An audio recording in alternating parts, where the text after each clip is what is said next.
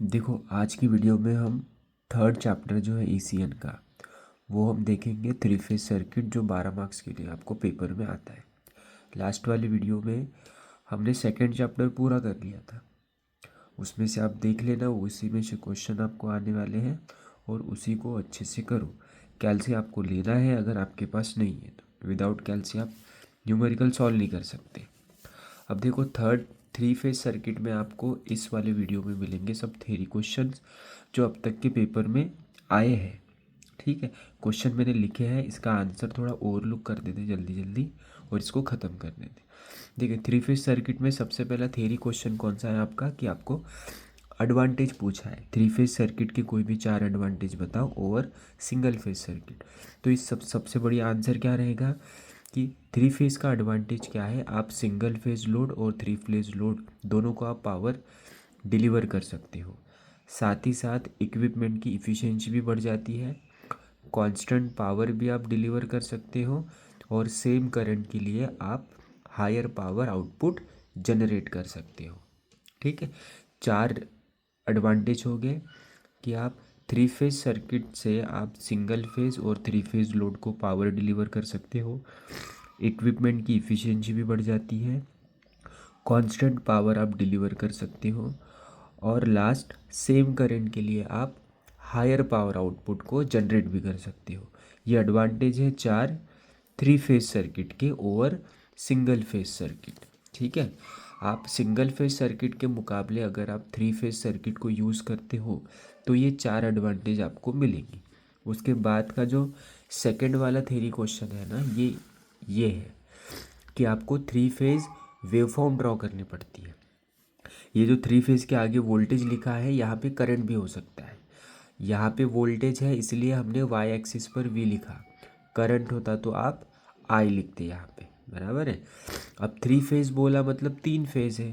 3 phase कौन से सुने हमने, R Y B, red yellow और ब्लू।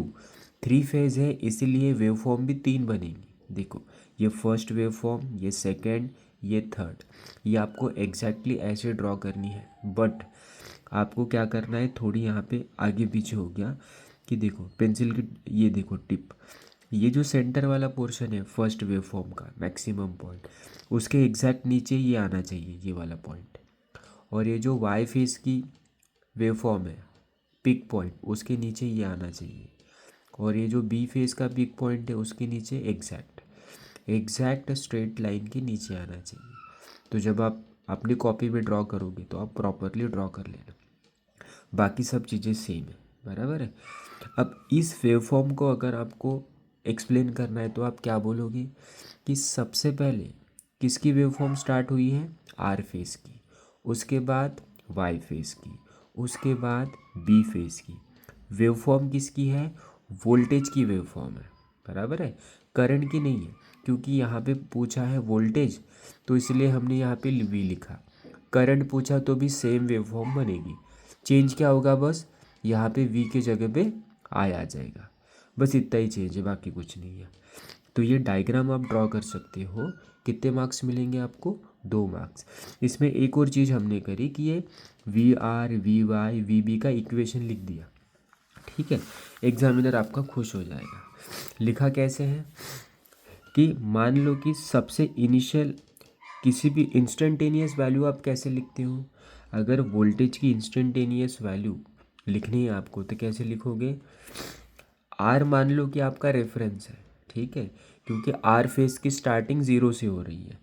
तो देखो, वी आर कैसे लिखा, V M sine omega T, V M क्या है आपका मैक्सिमम वैल्यू, बराबर है। पर आर के मुकाबले जब आप वी वाई लिखोगे मतलब वाई फेस का वोल्टेज लिखोगे तो क्या लिखोगे यहाँ पे, वी एम मतलब मैक्सिमम वैल्यू, साइन मतलब वेवफॉर्म का शेप, उसके बाद क्या लिखा, ओमेगा टी माइनस 120 डिग्री। तो ये जो 120 डिग्री है ना, वो क्या है कि वाई फेज आर और वाई के बीच में कितना डिफरेंस है, 120 डिग्री का। थ्री फेज सर्किट में आपके कितने फेज है, 3। तो कोई भी 2 फेज में कितना डिफरेंस रहेगा, हमेशा 120 डिग्री का। वो आर, अगर मैंने आपको पूछा कि आर और वाई का डिफरेंस कितना है तो आंसर आएगा 120 डिग्री। वाई और बी में कितना फेज डिफरेंस रहता है 120 डिग्री, बी और आर में कितना फेज डिफरेंस रहता है 120 डिग्री का। अब ये वाई बी कैसे लिखोगे, V M sine omega T. अब यहाँ पे -240 लिखो या +120 लिखो, दोनों आंसर आपके करेक्ट है। ठीक है, तो वी बी को लिखने का तरीका ऐसा है कि या तो +120 लिखो या -240 लिखो, आंसर आपका सेम आता है। ठीक है, तो इस तरीके से आपको फेज़ के वोल्टेजेस लिखना है। ठीक है, ये इंस्टेंटेनियस वैल्यू है, मतलब किसी भी टाइम पर, रैंडम टाइम पर आप वी आर अगर आपको निकालना है तो क्या होगा, वो V M sine omega T. ये जनरल इक्वेशन है। ठीक है, ये कुछ वैल्यू नहीं है, ये जनरल इक्वेशन है। उसके बाद देखो आप, ये आपके 2 क्वेश्चन हो गए। अब ये 5th वाले क्वेश्चन पर आ जाओ आप। Define phase sequence and right equations for instantaneous value of 3 phase voltage. यहाँ पे भी वोल्टेज बोला है, तो करंट बोला तो करंट लिखेंगे, वोल्टेज बोला तो वोल्टेज लिखेंगे। ठीक है, करंट और वोल्टेज के लिए अलग अलग डेफिनेशन नहीं है, सेम ही है। अब आप फेज सीक्वेंस का मीनिंग समझ लो। फेज सीक्वेंस क्या बोला है, फेज सीक्वेंस का मतलब एक ऐसा ऑर्डर, फेज का ऐसा ऑर्डर जिस ऑर्डर में फेज अपनी मैक्सिमम पॉजिटिव वैल्यू को अचीव करेंगे। बराबर है, फेज सीक्वेंस मतलब एक ऐसा ऑर्डर जिस ऑर्डर में अब फेज जो है वो अपनी मैक्सिमम वैल्यू अचीव करेंगे। ठीक है, अब आपने मान लो कि ऐसा फेज सीक्वेंस रखा है आर वाई बी, तो इस सीक्वेंस का मतलब क्या होगा, सबसे पहले आर फेज अपनी मैक्सिमम वैल्यू अचीव करेगा, उसके बाद में वाई फेज अपनी मैक्सिमम वैल्यू अचीव करेगा, और उसके बाद बी फेज अपनी मैक्सिमम वैल्यू अचीव करेगा। अगर फेज सीक्वेंस ऐसा रखा तो व्हाट डज इट मीन, सबसे पहले वाई फेज अपना मैक्सिमम वैल्यू अचीव करेगा, उसके बाद में आर फेज और लास्ट में बी फेज। ठीक है, तो फेज सीक्वेंस आपको क्या बताता है कि कौन सा फेज कब अपनी पॉजिटिव मैक्सिमम वैल्यू अचीव करेगा, नेगेटिव की बात नहीं हो रही यहाँ पे। ठीक है, अब साथ ही साथ इसने क्या पूछा कि इंस्टेंटेनियस इक्वेशन दो। अभी जो ऊपर आपने लिखा वही लिखना है आपको, कि V R is equals to, जो सबसे पहला रहेगा फेज उसमें क्या लिखोगे, बस V M sine omega T, उसके बाद वाले इसमें -120 डिग्री, और थर्ड वाले इसमें +120 डिग्री। ठीक है, ये बात आप ध्यान में रखना। तो ये थ्योरी क्वेश्चन हो गए 3, जो ये बेसिक वाले क्वेश्चन है। ठीक है, पहला एडवांटेज पूछा, सेकंड में आपने वेवफॉर्म ड्रॉ करी, और लास्ट वाली इसमें फेज सीक्वेंस पूछा है। ठीक है, अगर करंट बोलेगा तो क्या लिखोगे, I R I Y I B. यहाँ पे वोल्टेज बोला है इसलिए आपने V R Y V Y और वी बी लिखा, तो उसमें कोई दिक्कत नहीं है, करंट और वोल्टेज में हम कंफ्यूज नहीं होंगे। उसके बाद में जो मेन पार्ट है इस चैप्टर का वो है आपका स्टार कनेक्शन और डेल्टा कनेक्शन। तो 2 मार्क के लिए क्या पूछता है आपको, जैसे सेकंड वाले क्वेश्चन पर आ जाओ। सेकंड वाले क्वेश्चन में क्या बोला है, state relationship between line and phase value of voltage and current in balance star connected load. आपको देखो स्टार और डेल्टा में 4 क्वांटिटी आपको देखना है, line current, phase current, line voltage, phase voltage, ये दोनों का आपको रिलेशन पता होना चाहिए। तो स्टार के केस में लाइन करंट और फेज करंट का रिलेशन कैसा है, इक्वल। स्टार के केस में line current is equals to phase current होता है, और लाइन वोल्टेज और फेज वोल्टेज का रिलेशन कैसा है, line voltage is √3 times of phase voltage. मतलब लिखोगे कैसे, V L is equals to √3 V P H. Star में line current phase current same होता है, और V L is equals to √3 V P H लिखते हो। तो ये 2 मार्क का क्वेश्चन हो गया। इसका एग्जैक्ट अपोजिट है आपका डेल्टा वाला, एग्जैक्ट अपोजिट। अब यहाँ पे देखो, ये 4th वाले क्वेश्चन पे आप आ जाओ। इसमें क्या बोला है, state relationship between line and phase value of voltage and current in delta connection. ठीक है, अब देखो स्टार के केस में क्या सेम था, करंट, तो डेल्टा के केस में क्या सेम है, वोल्टेज, लाइन वोल्टेज और फेज वोल्टेज इक्वल होते हैं डेल्टा के केस में। पर जब आप लाइन करंट के बारे में पूछोगे तो क्या लिखोगे, line current is √3 times of phase current. यहाँ पे वोल्टेज नहीं है, यहाँ पे है करंट, ठीक है। तो I L is equals to √3 IPH, बराबर है। दोनों में से कोई भी एक पता होगा ना तो दूसरा एग्जैक्ट अपोजिट लिख लेना, ठीक है। तो ये बात होगी 2 मार्क के क्वेश्चन स्टार और डेल्टा के केस में, ठीक है। इसके बाद आपका मेन पोर्शन क्या है, डेरिवेशन, जो आपको 4-4 मार्क का हमेशा आता ही आता है।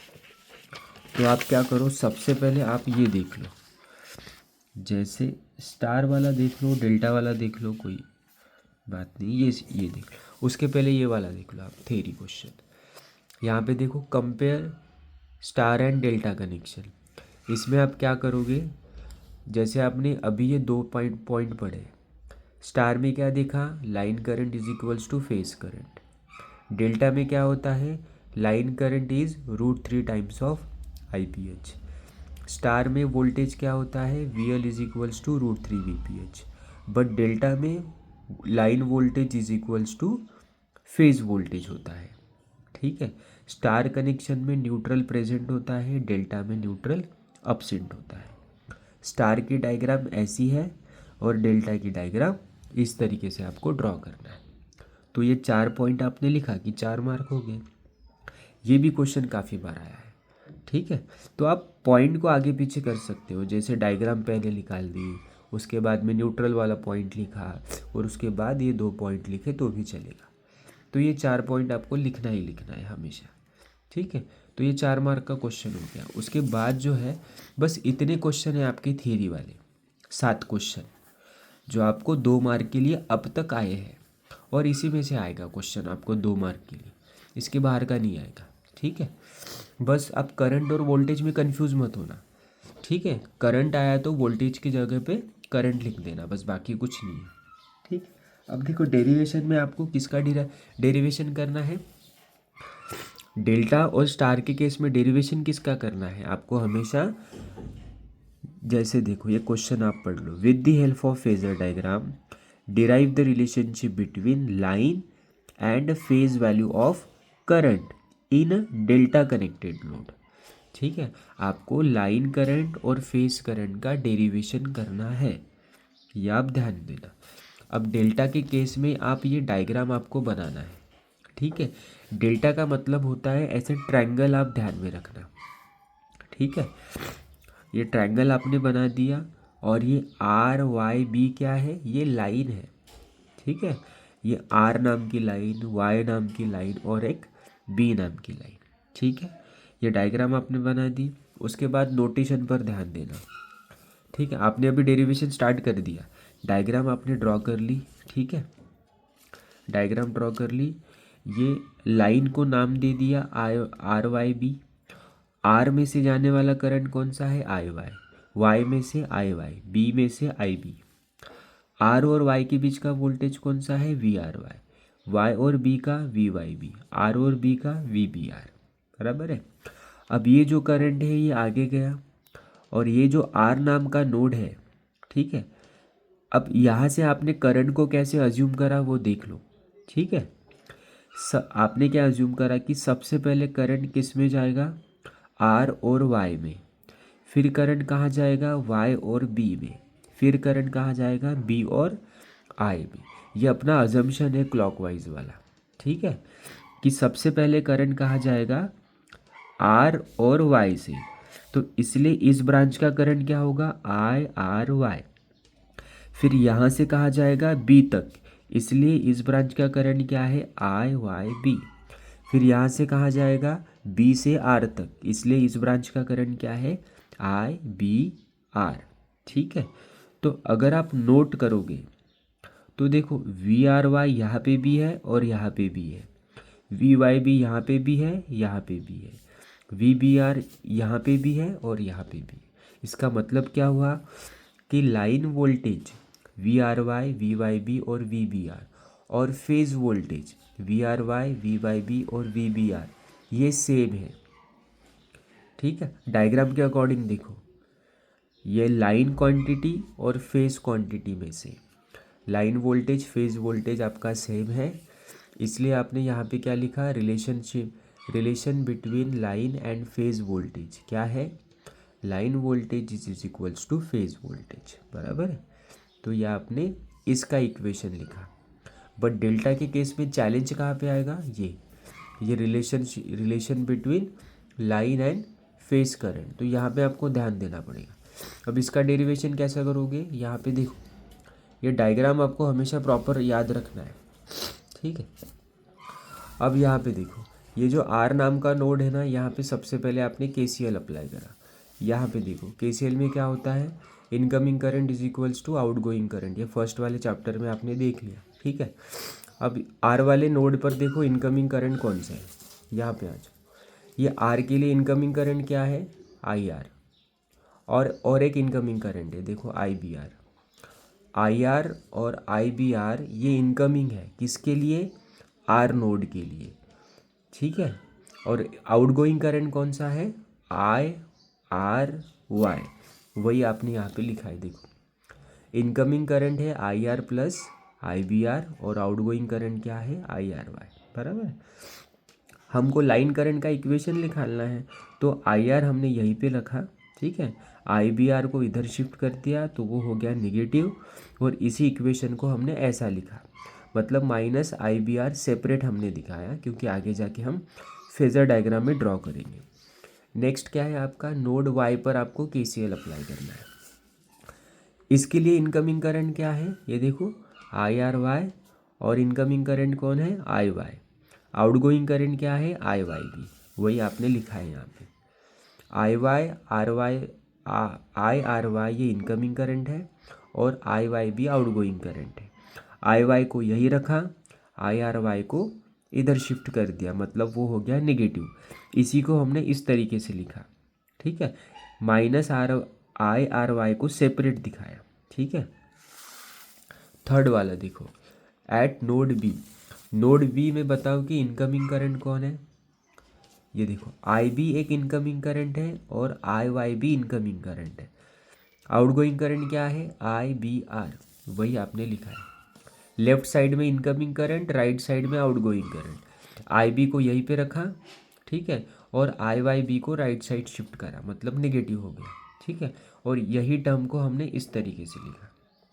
ठीक है, तो अभी आपको क्या ड्रॉ करना है, ये फाइनल आया नहीं है अब तक, फेज़र डायग्राम आपको ड्रॉ करना है। ठीक है, फेज़र डायग्राम कैसे ड्रॉ करोगे, ये जो आपने 3 इक्वेशन लिखे हैं ना, IR IY IB, ठीक है, इक्वेशन में से सबसे पहली टर्म देखो आप, यहाँ पे IRY, यहाँ पे IYB और यहाँ पे IBR। सबसे पहले इसको ड्रॉ कर दो। ड्रॉ कैसे करोगे, ये सबसे पहले आपका बना IRY, और ये बनेगा आपका, ये आप ठीक से ड्रॉ कर, IYB, और ये थर्ड बनेगा आपका, ये आप ड्रॉ कर लेना अच्छे से प्रॉपर, IBR। ठीक है, ये ऐसा कुछ बनेगा। अब इसके साथ क्या लिखा है, IRY के साथ क्या है, माइनस IBR। अब मुझे बताओ, ये पॉजिटिव IBR हो गया, तो नेगेटिव कहाँ आएगा, इसके अपोजिट। ठीक है, ये बना आपका माइनस IBR। ठीक है, फिर से यहाँ पे देखो, ये दोनों मिला के क्या बन रहा है आपका, IR। ठीक है, अब IRY कहाँ पे, ये, बराबर है, और ये क्या है, IBR। ठीक है, तो आप दोनों को कंपेयर, मतलब जोड़ दो, इसको आप बोलते हो पैरेललोग्राम। ठीक है, पैरेललोग्राम की हेल्प से आप क्या करो, इसको कंबाइन कर दो। ठीक है, और ये जो रिजल्टेंट आपका निकलेगा ना, ये जो सेंटर वाली लाइन है रिजल्टेंट, ये हो गया आपका IR। मतलब जो मैथमेटिकल इक्वेशन आपने लिखा वही आपने यहाँ पे शो करा है। अब आप सेकेंड इक्वेशन पर आ जाओ, IY का। तो IY कहाँ कब बन रहा है, IYB और माइनस IRY को कंबाइन करके क्या बन रहा है आपका, IY।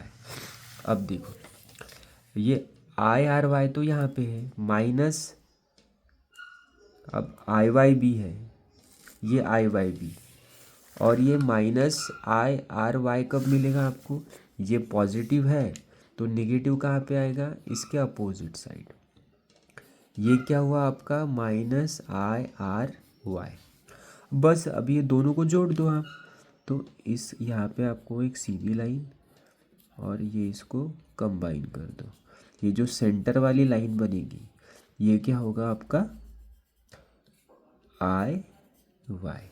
ठीक है, ये बना आपका आई वाई का इक्वेशन। अब ये लास्ट कौन सा बचा, आई बी। आई बी कैसे बनेगा, I B R minus I Y B. अब आई बी आर ये है, ठीक है, आपको क्या चाहिए माइनस आई वाई बी, तो ये माइनस आई वाई बी कब आएगा, इसके अपोजिट आएगा। ये है आपका माइनस आई वाई बी। अब ये दोनों को आप कंबाइन कर दो तो क्या बनेगा आपका आई वाई बी। तो बस पैरेललोग्राम से आप क्या करो, पैरेललोग्राम बेसिकली एक मेथड है, ठीक है, जिसको आप फेजर डायग्राम वाले कॉन्सेप्ट में यूज़ करते हो। ये बना आपका आई बी। अब ये फेजर डायग्राम हमने क्यों ड्रॉ करी, ये आपको अभी पता चलेगा।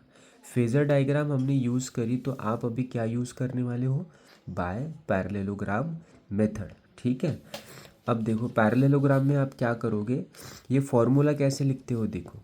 ठीक है, हमने यहाँ पे क्या लिखा आई आर, ठीक है, आप I R I Y I B तीनों में से कोई भी चूज़ कर सकते हो। ठीक है, एट दी एंड हमको लाइन करंट और फेज करंट का रिलेशन फाइंड आउट करना है। अब देखो हमने आई आर लिखा, यहाँ पे देखो, ठीक है, आई आर के लिए ये लाइन करंट है, राइट साइड में आपको क्या लिखना है देखो, अंडर रूट में आपने क्या लिखा आई आर वाई स्क्वायर लिखा। मतलब इसका मतलब क्या होता है देखो, ये वाली जो एक्सिस है ना ये आपका एक्स कंपोनेंट है, ये वाली एक्सिस, ठीक है, और ऊपर वाली जो एक्सिस है ना ये वाली, ठीक है, क्योंकि आई आर की इक्वेशन में कौन सी चीज़ें हैं, आई आर वाई और आई बी आर, ये दोनों चीज़ें हैं, तो इसी दो कंपोनेंट पर आप ध्यान दोगे। ठीक है, बाकी चीज़ों से आपको मतलब नहीं है। ठीक है, क्योंकि आई आर की इक्वेशन में यही दो टर्म्स थे। ठीक है, अब ये दो टर्म्स में से एक्स कंपोनेंट आपका कौन सा हो गया, आई आर वाई, और वाई कंपोनेंट कौन सा होगा, आई बी आर।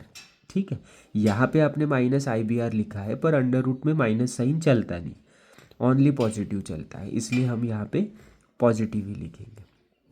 तो फॉर्मूला कैसे लिखते हैं पैरेललोग्राम मेथड से, यहाँ पे देखो एक्स कंपोनेंट का स्क्वायर प्लस वाई कंपोनेंट का स्क्वायर। अब एक्स कंपोनेंट क्या है आपका आई आर वाई, तो इसलिए हमने आई आर वाई का स्क्वायर लिखा, प्लस वाई कंपोनेंट का स्क्वायर, वाई कंपोनेंट क्या है आपका आई बी आर, बराबर है, plus two X component into Y component. X component क्या है आपका I R Y, Y component क्या है आपका I B R, cos theta. अब यहाँ पे देखो जैसे मैंने बोला कि ये जो है आपने अभी क्या ड्रॉ करा था, ये देखो सबसे पहले आई आर वाई और आई वाई बी और आई बी आर, ये तीनों आपने ड्रॉ करे, बराबर है। तो तीनों में का फेज एंगल कितना होगा, ये दोनों का फेज एंगल 120, यहाँ का 120 और यहाँ का 120, बराबर है। आई आर वाई और आई बी का फेज डिफरेंस वो कितना होगा, आई आर वाई और आई बी का फेज डिफरेंस कितना होगा, ये देखो ये वाला आई आर वाई और आई बी आर का फेज डिफरेंस होगा 60 डिग्री, और ये जो होगा वो होगा आपका 30 डिग्री। ठीक है, ये आप ध्यान में रखना। ठीक है, तो आप देखो कि उसके बाद कॉस थीटा लिखा है, यहाँ पे थीटा होता है पर यहाँ पे हमने डायरेक्टली 60 लिखा। 60 क्यों लिखा, क्योंकि आई आर वाई और आई बी आर में का डिफरेंस कितना है 60 डिग्री, तो इसलिए आपने यहाँ पे 60 डिग्री लिखा। ठीक, तो आगे देखो आप, ठीक है, आई आर को ऐसे ही लिखा। ठीक है, अब देखो अब यहाँ पे आप ऐसे लिख सकते हो, आई आर के जगह पे आप सीधा आई एल लिखा, क्योंकि आई आर क्या है आपका लाइन करंट है, तो इसलिए हमने सीधा सीधा लाइन करंट लिख दिया अभी। अब I R Y I B R क्या है, फेस करंट है, तो हमने आई आर वाई के जगह पे आई पी एच लिखा। आई पी एच का मतलब फेस करंट। अब ये भी फेस करंट है, इसलिए हमने यहाँ पे आई पी एच लिखा। ये भी फेस करंट है, आई पी एच लिखा। ये भी फेस करंट है, आई पी एच लिखा। कॉस 60 की वैल्यू कितनी होती है, 1/2, तो ये टू कैंसिल, बराबर है।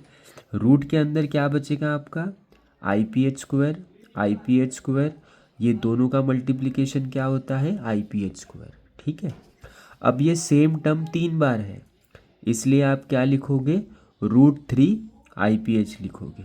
ठीक है, ये लास्ट वाली टर्म है, इसके पहले आप एक स्टेप कर सकते हो, कौन सी, आप लिखोगे √3 आई पी एच स्क्वायर, बराबर है। इसको आप सेपरेट कर दो, √3 into root I P H square, ये स्क्वायर और रूट हो गया कैंसिल, तो यहाँ पे क्या बचा, सिंपली आई पी एच जो हमने यहाँ पे लिखा, और ये √3 आपका एज इट इज़ है। ठीक है, तो ये आपका कंप्लीट डेरिवेशन हो गया किसका, डेल्टा कनेक्शन वाला, जिसमें आपको डेरिवेशन करना है किसका, लाइन करंट और फेज करंट का, क्योंकि लाइन वोल्टेज और फेज वोल्टेज सेम है। ठीक है, तो स्टार में इसका अपोजिट है, line current phase current same होता है, और लाइन वोल्टेज और फेज वोल्टेज का डेरिवेशन आपको प्रॉपर करना पड़ेगा। ठीक है, तो आप ये लास्ट वाला ये डेरिवेशन देख लो, और ये आपका ख़त्म हो जाएगा किस्सा। अब ये लास्ट वाला डेरिवेशन कहाँ है, यहाँ पे आ जाओ, इसको जल्दी ख़त्म कर लो, तो ये वाला पोर्शन आपका ख़त्म हो जाता। अब इसमें क्या बोला है, with the help of phasor diagram derive the relationship between line and phase value of voltage in balance delta connection, क्योंकि पता है कि लाइन करंट और फेज करंट सेम ही होता है, तो उसका डेरिवेशन पूछा तो आपको फुकट के मार्क्स मिलने वाले। वो जानबूझ के वो स्टार के केस में लाइन वोल्टेज और फेज वोल्टेज ही बोलेगा। ठीक है, अब बताओ स्टार के केस में ये वाली डायग्राम आपको ड्रॉ करनी है। राइट साइड वाला पोर्शन आपका लाइन क्वांटिटी है, और लेफ्ट साइड वाली पोर्शन आपकी है फेज क्वांटिटी। आर वाई भी लाइन है, आर में से जाने वाला करंट आई आर, वाई में से आई वाई, बी में से आई बी। अब इस डायग्राम में से आप प्रॉपरली देखो, आर में से जो करंट निकला आई वाई, वो सेम करंट देखो इसमें भी जाएगा। ठीक है, वाई में से जो आई वाई निकला वो सेम करंट वाई वाले फेज में भी जाएगा। बी में से जो करंट निकला आई बी, वो सेम करंट बी वाले फेज में भी जाएगा। तो डायग्राम में से हमको ये बात पता चली कि लाइन करंट और फेज करंट सेम ही है। ठीक है, लाइन में से जो करंट निकला ना वो फेज में भी जा रहा है, इसलिए हमने क्या लिखा, line current is equals to phase current. ठीक है, तो देखो सबसे पहले आपने क्या लिखा, relation between line and phase current क्या है, सेम ही तो है। ठीक है, ये देखो ना, line current I R I Y I B, phase current I R I Y I B, same same ही तो है, इसलिए हमने क्या लिखा, line current is equals to phase current. अब आपको चैलेंज कहाँ पे आएगा, relation between line and phase voltage. ठीक है, तो सबसे पहले आपने लाइन वोल्टेजेस लिख लिया। लाइन वोल्टेज क्या है, आर और वाई का वोल्टेज क्या है, वी आर वाई, वाई और बी का वोल्टेज क्या है, वी वाई बी, बी और आर का वोल्टेज क्या है, वी बी आर। तो ये हमने यहाँ पे लिख दिया, line voltage is equals to ये वाली क्वांटिटी। अब ये फेज वोल्टेज क्या है, लेफ्ट साइड आ जाओ, ये है V R V Y V B, ये आपके हो गए फेज वोल्टेज। ठीक है, अब इस वाले केस में डेरिवेशन कैसा करा, देखो आपको लाइन वोल्टेज लिखना है। ठीक है, मतलब लाइन वोल्टेज आपको लेफ्ट साइड में चाहिए, एट द एंड आपको लाइन और फेज में का रिलेशन फाइंड आउट करना है। तो आपको अगर वी आर वाई लिखना है, ठीक है, तो वी आर वाई कैसे लिखते हो आप, generally V R minus V Y. आपको वी वाई भी लिखना है तो कैसे लिखोगे, V Y minus V B. आपको वी बी आर लिखना है तो कैसा लिखोगे, V B minus V R, ऐसे आपने लिखा। तो यहाँ पे भी देखो, ये जो नेगेटिव क्वांटिटी है ना, इसको सेपरेटली आपने दिखाया है, क्यों, फेजर डायग्राम में आपको शो करना पड़ेगा अच्छे से। ठीक है, तो आप फेज़र डायग्राम आप कैसे बनाओगे, यहाँ पे देखो इक्वेशन में सबसे पहला टर्म क्या है, वी आर, वी वाई और वी बी। तो यहाँ पे आप क्या ड्रॉ करने वाले हो, देखो सबसे पहले ये बना आपका वी आर, फिर इसके 120 डिग्री डिफरेंस पे क्या बना, वी वाई।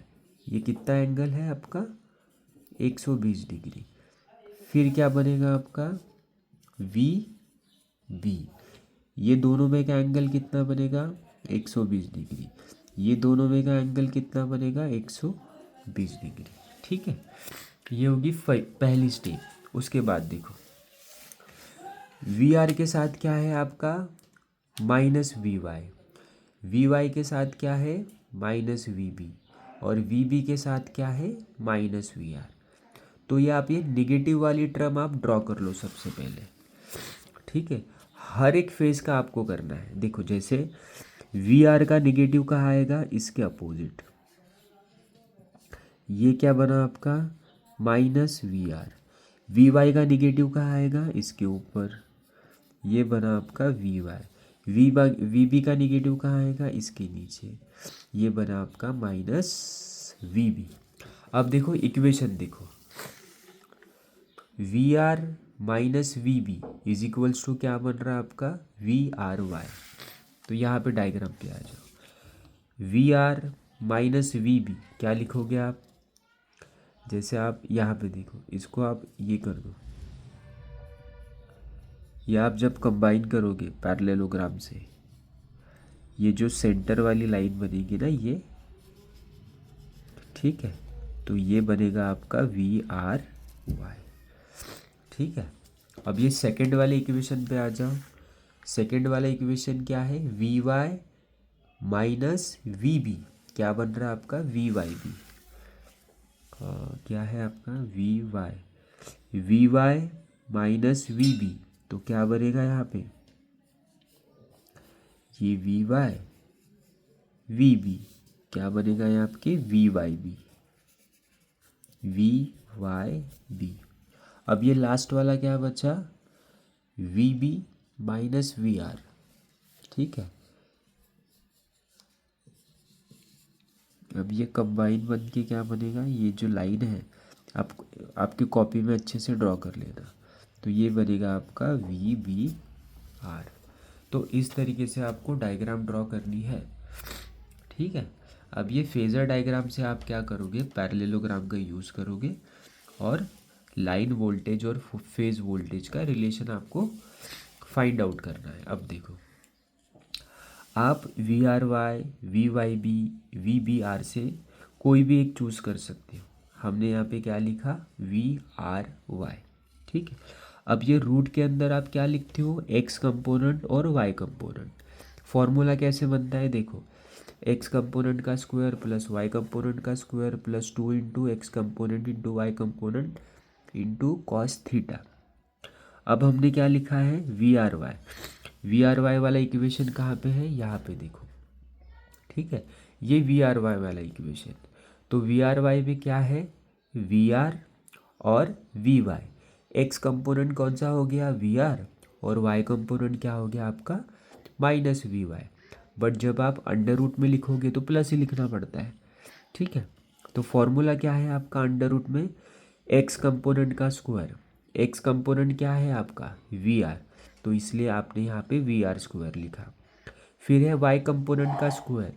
वाई कंपोनेंट क्या है आपका वी वाई, तो इसलिए आपने आपने क्या लिखा V Y square plus 2 into X component into Y component. ठीक है, इंटू कॉस थीटा। अब जैसे आप देखो ये दोनों में का एंगल कितना होगा 30 डिग्री, और ये कौन सा है 60 डिग्री। तो आपको एंगल किस में का चाहिए, वी आर और वी वाई का। वी आर और वी वाई में कितना एंगल है 60 का, तो इसलिए आपने यहाँ पे 60 लिखा। आगे जाके आपने क्या करा, वी आर वाई आपका क्या है लाइन वोल्टेज, तो इसलिए आपने यहाँ पे वी एल लिख दिया। फिर अंडर रूट में आपने क्या लिखा, ये जो है वी आर और वी वाई ये क्या है आपके फेज वोल्टेज है, तो इसलिए आपने सीधा वी आर और वी वाई के जगह पे वी पी एच लिख दिया। वी पी एच मतलब फेज वोल्टेज। तो we P H square 2 into we P H cos 60 की वैल्यू कितनी होती है 1/2, 2 2 कैंसिल। नीचे क्या आएगा, ये एज इट इज़ ये एज इट इज़, दोनों का मल्टीप्लिकेशन क्या होगा we P H square. Same quantity 3 बार है इसलिए अंडर रूट में 3 वी पी एच स्क्वायर आया। ठीक है, अब यहाँ पे देखो ये स्क्वायर और ये रूट हो जाएगा कैंसिल, तो बचेगा क्या √3 वी पी एच। ये आएगा आपका फाइनल आंसर। ये देखो यहाँ पे √3, इसमें भी आप आगे ये स्टेप कर सकते हो, √3 into root V P H square. ये स्क्वायर और रूट हो गया कैंसिल, तो बचेगा क्या √3 वी पी एच। ये आपका फाइनल आंसर हो जाएगा किस कहाँ का, स्टार कनेक्शन का। तो इस तरीके से आपको ये दो डेरिवेशन आपको आते ही आते हैं। फेजर डायग्राम जो आपने ड्रॉ करी है ना, वो आपकी कॉपी अच्छे से ड्रॉ करना प्रॉपर। ये पेंसिल से मैंने रफ डायग्राम ड्रॉ करी है। ठीक है, आपको डायग्राम में क्या क्या शो करना है, ये जो एंगल आपने शो करे हैं ना, वो आपको हर जगह दिखाना है। ठीक है, ये 30 डिग्री 60 डिग्री 120 डिग्री, ये आपको हर बार प्रॉपरली दिखाना है। ठीक है, या एक इसमें दिखाए तो भी चलेगा, पर आपको 30 60 और 120 दिखाना पड़ेगा। तो इस तरीके से ये 4 मार्क के 2 क्वेश्चन आपको आते हैं हमेशा डेरिवेशन में, हमेशा। और इसके अलावा आपका क्या बचा है, न्यूमेरिकल स्टार और डेल्टा के ऊपर, वो अगले वाले वीडियो में देख लेंगे और ये भी चैप्टर आपका ख़त्म हो जाता है। यही क्वेश्चन अब तक आए हैं और इसी में से आपको क्वेश्चन मिलेंगे, बाहर का कुछ नहीं आएगा। ठीक है, तो आप इसको अच्छे से करो और कुछ नहीं समझाया तो फिर व्हाट्सएप या कॉल करके पूछ लेना। ठीक है, हाँ।